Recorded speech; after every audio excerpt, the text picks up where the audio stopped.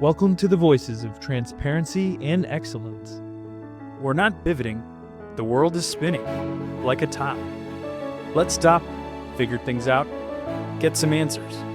Come with us on this ride. Warm regards, Rick and Judi. Welcome to our podcast series where we address crucial topics impacting our campus and community. I'm Rick Gatteau, and today my co-host, Judi Clarke, is out on assignment. Today we're going to discuss the social impacts of climate change. We're joined by two amazing guests, Kevin Reed, the Associate Provost for Climate and Sustainability Programming and a professor in the School of Marine and Atmospheric Sciences here at Stony Brook University. Welcome, Kevin. Thanks for having me. Also, let me add another title. He is the Chief Climate Scientist at the New York Climate Exchange, we'll talk more about. Yep. It's great. And also so thrilled to welcome Melissa Finucane, Stony Brook's inaugural William and Jane Knapp Endowed Infinity Chair. She is an expert in applied climate change response planning. And thank you again, Melissa, for being here as well. Absolutely. Thanks for inviting us for a really important conversation. Great. So Melissa, since you're the newest member of the Stony Brook family, I'm going to start with you by asking, what do you think is the biggest misconception about climate change? Well, Rick, I'm going to give you two, actually. One is among the general population. I'd say the biggest misconception is that climate change is something in the distant future. You know, rising temperatures or sea levels aren't going to happen till, well after our lifespans. But in fact, it's about instability right now. So our food systems are less reliable. Water shortages are happening in some places. There's health risks increasing for some people and economic shocks that we see. So, and I think the worst thing is that this is happening for the most underprivileged and underserved communities. But a second misconception is among technocrats, by which I mean planners, engineers, emergency responders, who think about climate change really only in very traditional risk metrics. So if we take hurricanes, for example, what's the chance that we'll have more hurricanes form than normal? What's the chance that they'll make landfall? Or what's the fatality rate or the destruction that will occur? But for regular people, they really think in terms of both analytics but also emotional responses. So what they're really concerned about is the loss of control. So if a hurricane hits, will we be out of power for a couple of hours or days or weeks? Can my kids still play outside? Will my place of employment be up and running soon so I can still earn an income? Will my insurance cover flood or other water damage? So even if statistical fatality rates are what the technocrats like to think about, I think that they need to keep in mind that risk is a multidimensional construct that people respond to in a number of different ways. Interesting. Right. Yeah, I just want to add to what Melissa was saying about the first part there, which is the fact that actually in some of the research that my group does here at Stony Brook is we actually look at try to answering that question, right? We often think about climate change as this long-term thing, but actually the reality is that the world has already warmed by over 2 degrees Fahrenheit. And that means that our weather has already actually changed. And so right here at Stony Brook, we have students and postdocs that are able to calculate, for example, as a hurricane is unfolding, as that rain is falling, we can actually calculate what percentage of that rain is actually due to that climate change already. And that's one of the ways in which I think we can get over this misconception, right? And is trying to start to connect the actual impacts that we're experiencing to the baked-in climate change that's already in the system. Because we don't need solutions just for 50 years from now. We need solutions now because actually our infrastructure is already deteriorating because it was built in some cases 50, 60 years ago. And just to bring it even more home, right, for students and faculty and staff that have been on campus, we know that we don't have to go back that far in which we got, over 8 inches of rainfall right here on campus. And there was climate change in that. And we are still living, right, with the implications of that one event a year and a half later. And that's just a good reminder that climate change is here. Our listeners don't know that I'm smiling right now, but it's not a happy smile because you're bringing up flooded residence halls, which became my life for a few days. So, interesting connection. Can you both share a bit about what are the key contributing factors to climate change?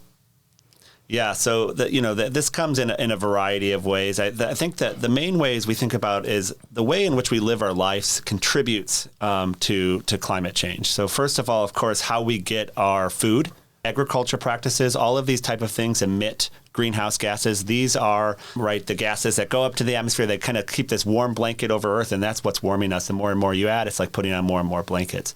Agriculture, so our food is a big part. fossil fuels in general, how we get around on campus or how we get around on Long Island, right, via whether it's the Long Island Railroad right out here, which is run by diesel, or whether it's, our individual cars, there's the emissions associated with that. Waste is a big part of it. The electricity, how we heat our buildings is another part. All of these are key contributors. How we build our infrastructure is another emitter. How we ship goods all around the world is another one. How we get to go to sunny Florida, as Long Islanders love to do, in the middle of winter, right? That it's burning greenhouse gases. So it's really just the way in which we live is contributing to that. But that sounds doom and gloom. But there's a lot of opportunity in all those areas to start to cut down on those contributions. I definitely would like to explore that more. I grew up on Long Island, and I was curious at your thought, and maybe Long Island, but also nationally, internationally, around temperature swing. So when you think about, I feel like we're living in more extremes in temperature, and I'm wondering, can you connect that with climate change, and is there a connection between the two? Yeah, there's certainly a connection between the two. I mean, the way we think about it from the climate sense is that there's a few different ways in which this warming, right, as you warm the global average, the impacts that can have on our temperature locally can be in multiple different ways, right? So the first is we now know that it's much more common to get hot extremes, those really hot days that are over 90 degrees Fahrenheit, 95 degrees Fahrenheit with high humidity here on Long Island. Those are becoming more common, but it also doesn't mean that you can't still have cold days. So the distribution is shifting towards a higher likelihood of the most extreme events, particularly on the heat side. But it also can be that the distribution is what we call flattening. And so there are parts of the world that are actually getting extremes on both ends. And in addition, we know that the whole distribution has shifted, and so this all contributes. Depending upon where you live, the impacts can be very different, right? So here on Long Island, we experience, of course, extreme heat and extreme cold. We experience a lot of precipitation events. Sometimes, like this past winter, we can see a lot of snowfall events. The increase in the moisture in our atmosphere is leading to the increased severity of those type of precipitation, rainfall or snowfall events. But in other parts of the world, they're experiencing extreme drought, right? So it's actually the lack of precipitation. And actually, on Long Island, we've experienced this in the last decade too. And sometimes in the summer, we can go whole months with a very little amount of precipitation, which means we go from being a relatively wet winter to having drought conditions in which we're already talking about like limiting the watering of our lawns in order to kind of preserve water. So this whiplash is actually a telltale sign of climate change, particularly in the mid-latitudes where we live. Very interesting. Melissa, can you share a bit about just the evolution of climate science? Kind of where did it begin over the decades? And then obviously your expertise is in response planning. So tell me about how the field has evolved, in fact, over time. Yeah, I mean, we've seen tremendous change, much like climate change. I think the origins are really, rightfully so, in the meteorology and climate science domain, where physical scientists have observed and refined their measurements and had very long-term observations where they can see what's been happening over time, but then also do analyses that allow for projections of where does this lead us, and then tie that and attribute the changes that we're seeing in recent decades to human activities. So a lot of fantastic physical science, and then of course natural scientists seeing the response of ecosystems, different species either moving or disappearing altogether, and of course the impact on human communities who are living in places that are being impacted by rising sea levels or drought, water shortages, and so on. So over the last, especially I'd say over the last 20 years, as all of these sciences have come together, we've also really come to thoroughly recognize the role of humans in causing the problem, but also the impact on humans, and that we need to develop policies not only to respond, but to prepare in advance to try and mitigate the emissions that we're making, but also, as Kevin said, try and know how to respond most effectively to the baked-in climate change that we are experiencing right now. So we see a lot more interdisciplinary collaborations happening. Depending on the question or the problem that's being tackled, there might be more of one type of science than another. But these really are such complicated problems. They're social and economic and cultural as much as they are environmental. And so it really demands this delivery of a multitude of different perspectives from science, but also from communities as well, and the views and values that different communities have. Well, you brought a good lead in for me, because my next question, Kevin, is to you around the creation of the New York Climate Exchange.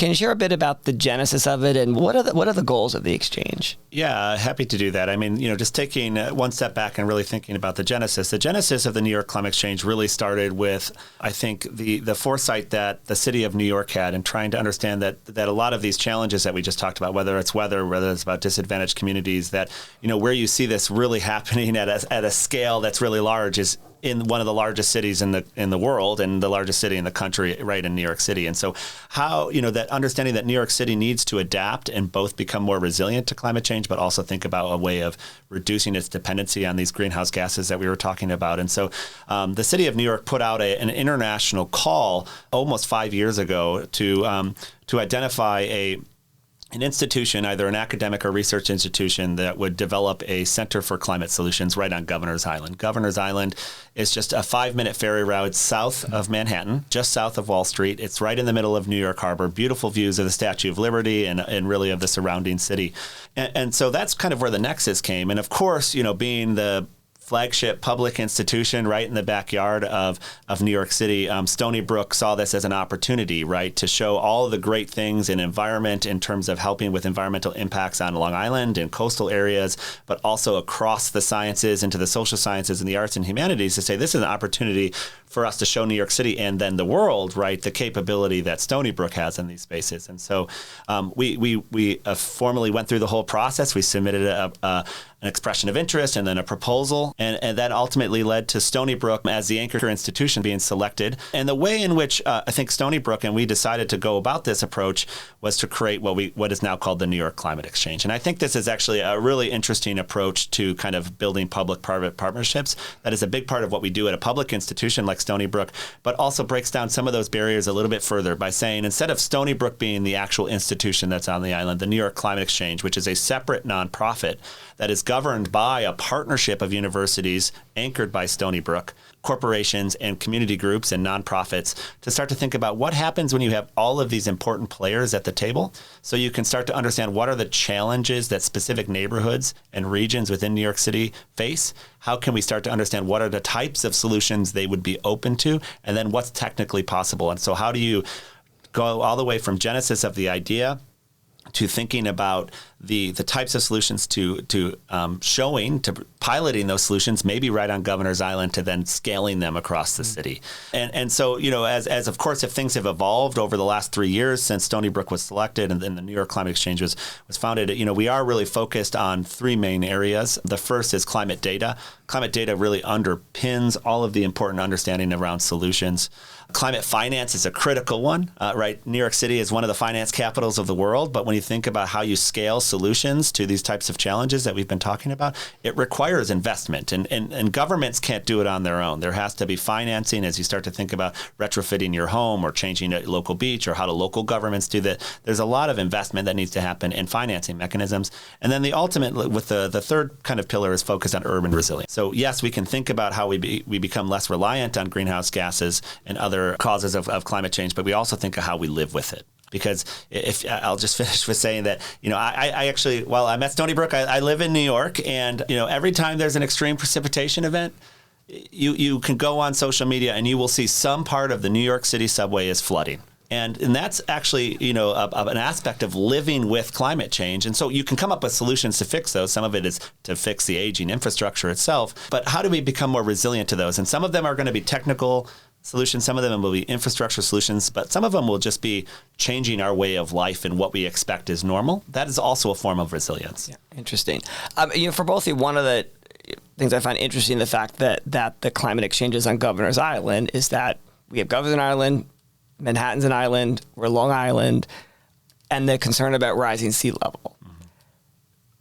To what degree why was Governor's Island selected as the hub location, and was sea level related to that? Is that one of the priorities that have been identified as an area of need to address? Yeah, I think that So why Governor's Island? Let's start with that part. So Governor's Island has a long history, actually, in and actually New York City, going back a long time. So it was traditionally a place where Native Americans in the area lived and used for gathering and all of these other things. It became, because of its location in the harbor, it became a very important defense, part of fortifications in terms of protecting New York City under various regimes. And so for a long time, actually, was a military installation up until the late or about the mid-1900s, in which it was then converted to a Coast Guard facility. And then in the late 1990s is when the federal government actually transitioned the island to the city of New York and the state. And so why Governor's Island is it sat vacant for about 10 years, and the city was trying to think about what can you use this island for and how can you start to activate it. But I think the fact that it's on an island for a climate solutions center actually is maybe indicative of the challenge that we face, right? Is that ultimately, and Melissa might know better more about this than I do, but it's not a surprise that actually a majority of at least the population, I think, around the globe lives in coastal-ish areas, because that's ultimately how, for a long time, we've been able to get goods around the world, right? It's been through shipping, it's about movement through water. And so ultimately, that's actually where humans live, many of us. And so understanding, right, how you can build solutions and build new infrastructure and adaptively reuse existing buildings on an island in New York City, if you can do that with the New York Climate Exchange, then that can be actually translatable to the rest of Manhattan, to Long Island. And so I think it's turned out, while it's maybe just a happenstance to some extent of why it's on the island, I think there's a huge opportunity there to showcase what's possible. I was curious, do you want to add more about just rising sea level as a challenge? Absolutely. So yeah, Kevin's right. Most of the population lives around coastal areas and seems to be moving toward those coastal areas despite the increasing risk. For Long Island's coastal areas, it means that sea level rise means that flooding and also increased intensity or frequency of storms means there'll be more flooding in those areas, which floods roads as well as homes, of course, infrastructure and agriculture. So if you think about beaches, for instance, if the sea levels rise, they would ordinarily migrate inland, but because we have developments along so much of the coastal areas, there's nowhere for the beaches to go unless you continue to rebuild them. So this is where we start thinking about what are the options here. And one is to defend against rising sea level, which means engineered solutions. It can be green infrastructure also, but seawalls, sea levees increasing or elevating boardwalks or utilities that are often along the coastline. Or alternatively, it might mean retreating and moving communities away from areas of risk. As Kevin said, there's also adapting in the middle. So, changing your behavior or learning to live with water around you. I think it's an active conversation right now, but there is no doubt we are going to be living with a lot more water. And so at some point, we will have to retreat. We can buy ourselves some time with engineered solutions in the short term, but in the long term, we really have to figure out how to proactively and equitably move people out of harm's way and do that before being driven out by a disaster, when we have more resources and more ability to think about equitable solutions that work for everyone. Excellent point.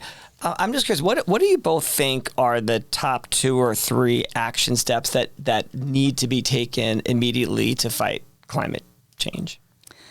Yeah, I'm going to give you a 2-part answer. One is policy and regulations, everything upstream that is really dictating how our energy market works, how our infrastructure is built, how we are thinking about where people live and how to keep people safe and healthy. There's a lot that we can do to nudge the whole system toward less emissions, a less carbon-dependent economic system that will help mitigate the problem. But then in terms of adaptation and response, we really have to be integrating a lot of different understandings, data, perspectives to think about what makes sense in an equitable way. So right now we have the richest households, the wealthiest among us, living in the biggest houses, driving the most expensive fossil fuel driven vehicles, and taking planes and doing things that are emitting a lot more emissions, carbon and methane. On the other hand, we have a system of wealth investment that is trying to maintain an economic system that's very carbon dependent. So the wealthiest are not only demanding a lot more energy from their lifestyles, the wealthiest are also in control of an economic system, making decisions that are constraining our options in the future. And on the other hand, we have the least wealthy amongst us are really on the front lines and most vulnerable to the risks and the impacts of climate change. So it's really about power and privilege as much as it is about environmental shifts and changes.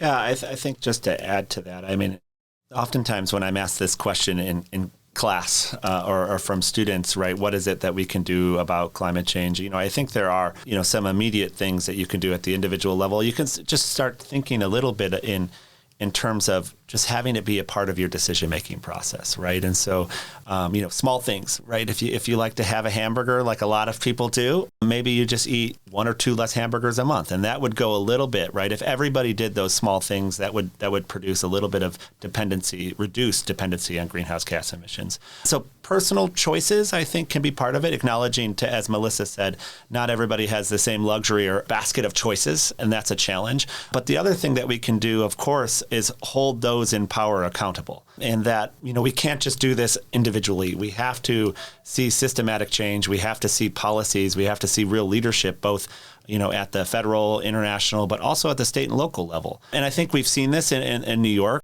The Climate Leadership and Community Protection Act, which is kind of the flagship climate act for a state, and really put the state of New York as in a leadership position, is a good example of taking that leadership and realizing that it's going to be really hard for us to become more dependent upon renewables, to really reduce our greenhouse gas emissions at the building scale. And we're probably going to miss some of those targets. And that's actually okay, right? Because if we understand where we're trying to work to, and we have that sense of stability in the economic space, so that businesses, when they're making decisions, know that this is something that they're expected to do and they'll be held accountable to, that you can actually get that momentum shift that you need. And I think too often we get going down the right road, and then something changes, whether it's the offshore wind farms maybe aren't going to get the permitting they were originally going to get, or, it's going to be really hard to meet this goal, so do we really need any of these goals? And I think just having a little bit of persistence through the ups and downs will really get us on that trajectory we need at the leadership level, but also that provides individuals with the ability to make more and more choices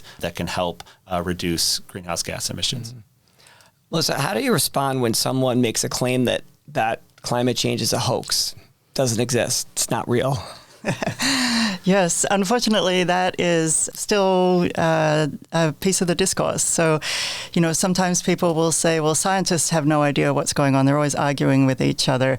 But in fact, the science is really clear. The overwhelming majority of scientists agree that climate is changing and that human activity is causing it. Another thing that I hear people saying is that, it's freezing cold outside. How can the temperature be increasing? And I think that's just either a misunderstanding or a misconception that's confusing weather events, local weather, with long-term global climate changes that create weather. So I think one thing that's really important to understand is that people are responding to fear, as humans, not just as technocrats or scientists. We all have 2 different ways of processing information. And sometimes we question science, not because we don't believe it or there's not enough information out there. We question it because it's making us very uncomfortable. We have to confront questions of who's responsible and how do we make change. And I think I'll just add, in addition, some of these questions are not always from a benign motivation, that there is a big industry and bad actors with deep pockets that are deliberately creating misinformation and confusion because it allows them to keep the current system and their control of it in place. So as Karen said, I think it's really important to keep our government officials accountable, but also corporations and all special interest groups, really questioning where do they get their data, what are their motivations for saying what they're saying, and how does that help us as a whole society move forward to a positive, healthy, safe life. Excellent. I know we've talked a lot about within the United States. I'm just curious on the global stage, are there coordinated efforts in the research and work that you're doing, collaborations? Where are you seeing things extend beyond the borders of the United States? There's a lot of collaboration and effort going on beyond the U.S. I worked actually at the East-West Center previously in the Pacific Islands region across a lot of different island nations and Southeast Asian nations in that area. There's sharing of resources, sharing of data, exchange of information about what adaptation efforts are working, coordination around governance initiatives, and in other regions in the world too. I think it's recognized pretty clearly by the countries, frankly, that don't have as many resources as the U.S. does, that this is a threat that has to be dealt with now. And so coordination and collaboration is one way to rally resources when you don't have as much as other countries might have. Yeah, maybe just really quick to add, I would say that, climate change and the study of the Earth system is inherently a global thing. And so, so data is being collected all around the world and is being shared through international protocols, for example, through the World Meteorological Organization.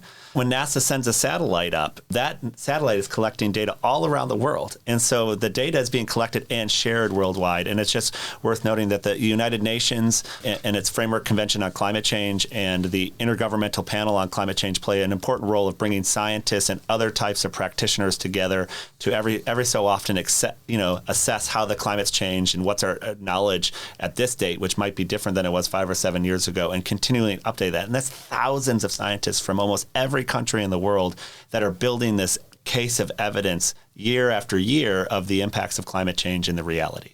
So as we wrap up, Tim, I'm going to ask you both just the same question. I want to end on a positive note. So I'd like to ask each of you to reflect on what gives you hope in this space in terms of where we're going. What's a hopeful thing that we're seeing in the climate change space to really make our world a better place? Yeah, one of the reasons that I came to Stony Brook was for the students and also because it's a public institution. So I see, public resources and inspiration and motivation in younger people to really understand and do something differently. So that gives me hope every single day. Yeah, I just double down on the student side. I mean, the students are the ones that will be, a lot of the technology and the solutions that we're talking about now, they're going to be the leaders that are implementing that and improving upon it. And when you talk with the students, every time I teach or I interact with students in a course, the ideas they have, their grasp of the complexity of this problem, and their like willingness to go to work and what it is that they have to do to help is really inspiring. And that's what gives me hope about the future. Well, I love it. And I thank you so much, Kevin and Melissa, for sharing your insights and expertise today. We hope our listeners find these discussions informative and empowering as we navigate these times together. Thanks again to our guests for your valuable contributions, and I hope you'll join us again for next week's episode. For now, I'm Rick Gatteau.